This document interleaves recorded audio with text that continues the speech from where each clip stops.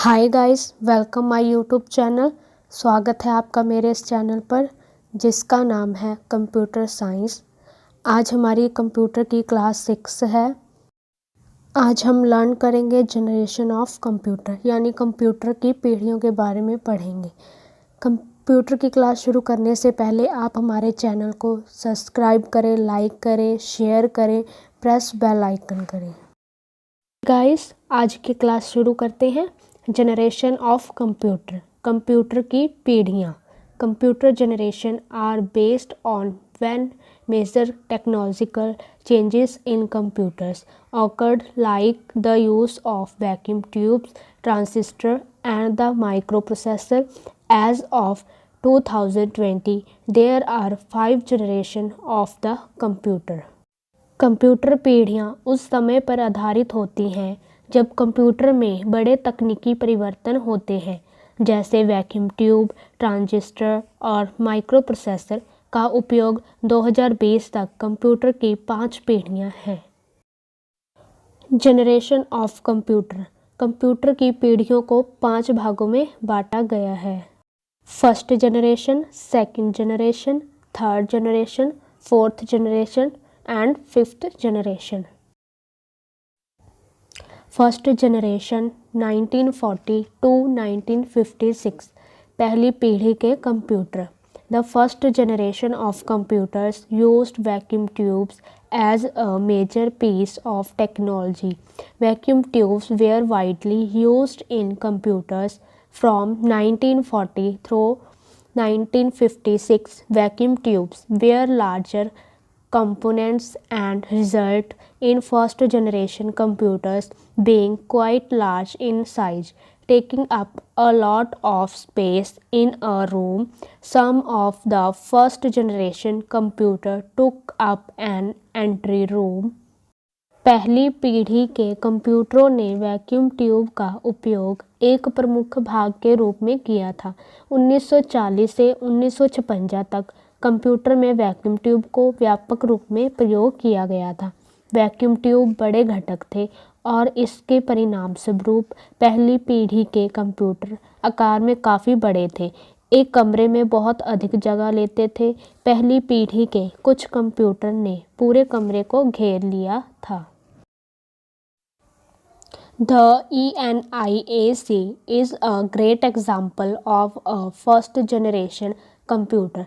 It consists of nearly 20,000 vacuum tubes, 10,000 capacitors and 17,000 resistors. It weighed over 30 tons and took up a lot of space, requiring a large room to house it.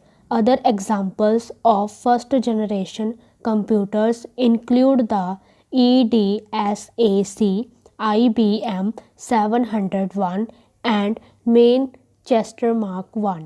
ENIAC पहली पीढ़ी के computer का एक बेहतरीन example है। इसमें लगभग 20,000 vacuum tube, 10,000 capacitor और 70,000 प्रतिरोधक शामिल थे। इसका वजन 30 टन से अधिक था और इसमें बहुत अधिक जगह थी, जिसके लिए इसे रखने के लिए एक बड़े कमरे की आवश्यकता थी। पहली पीढ़ी के कंप्यूटरों के अन्य उदाहरण 701 और मैनचेस्टर मार्क I शामिल है। सेकेंड जनरेशन 1956 to 1963, दूसरी पीढ़ी के computer. The second generation of computers saw the use of transistors instead of vacuum tubes. Transistors were widely used in computers from 1956 to 1963.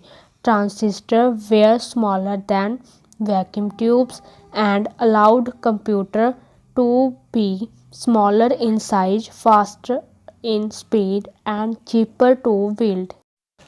दूसरी पीढ़ी के कंप्यूटर में वैक्यूम ट्यूब के बजाय ट्रांजिस्टर का उपयोग देखा गया। 1956 से 1963 तक कंप्यूटर में ट्रांजिस्टर का व्यापक रूप से उपयोग किया गया था। ट्रांजिस्टर वैक्यूम ट्यूब से छोटे थे और कंप्यूटर को आकार में छोटा, गति में तेज और निर्माण के लिए सस्ता होने दिया। The first computer of use transistor was the TX0 and was introduced in 1956. Other computers that used transistor include the IBM 70070, Philox Transys S1000 and RCA 501. Transistor का उपयोग करने वाला पहला कंप्यूटर TX0 था और इसे 1956 में पेश किया गया था। ट्रांजिस्टर का उपयोग करने वाले अन्य कंप्यूटर में IBM 70070, फिलोक्स ट्रांस S1000 और RCA 501 शामिल है। थर्ड जनरेशन 1964 टू 1974, तीसरी पीढ़ी के computer. The third generation of computers introduced the use of IC integrated circuits in computers. Using IC in computers helped reduce the size of computers. Even more, the second generation computers and also made them faster. Computer की तीसरी पीढ़ी ने कंप्यूटरों में IC एकीकृत circuit के उपयोग की शुरुआत की। कंप्यूटरों में IC के उपयोग ने दूसरी पीढ़ी के कंप्यूटरों की तुलना में कंप्यूटर के आकार को कम करने में मदद की और उन्हें तेज भी बनाया।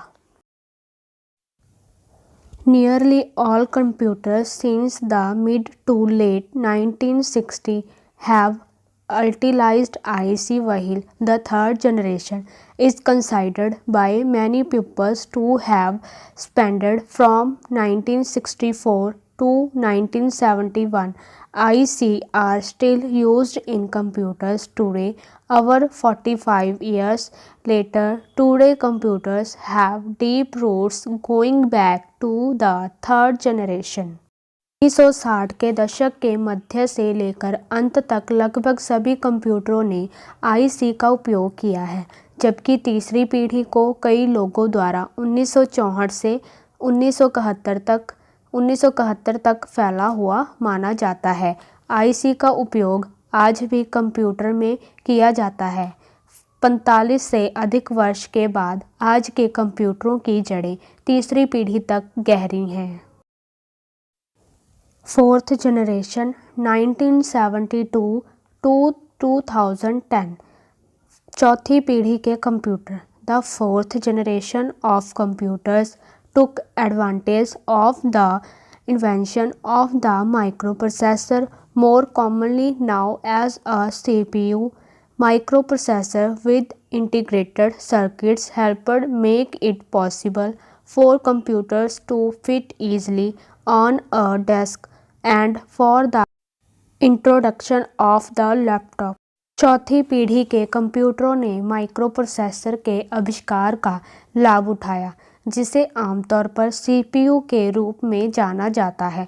एकीकृत परिपथों के साथ माइक्रोप्रोसेसर ने कंप्यूटर को एक डेस्क पर आसानी से फिट होने और लैपटॉप की शुरुआत के लिए संभव बनाने में मदद की।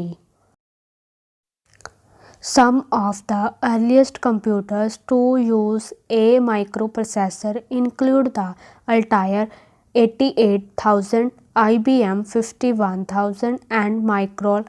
Today's computers still use a microprocessor despite the fourth generation being considered to have ended in 2010. Microprocessor का उपयोग करने वाले कुछ शुरुआती कंप्यूटरों में अल्टायर 8800, IBM 5100 और माइक्रोल शामिल है। चौथी पीढ़ी के 2010 में समाप्त होने के बावजूद आज कंप्यूटर अभी भी माइक्रोप्रोसेसर का उपयोग करते हैं। फिफ्थ जनरेशन 2010 टू प्रेजेंट, पाँचवीं पीढ़ी के कंप्यूटर।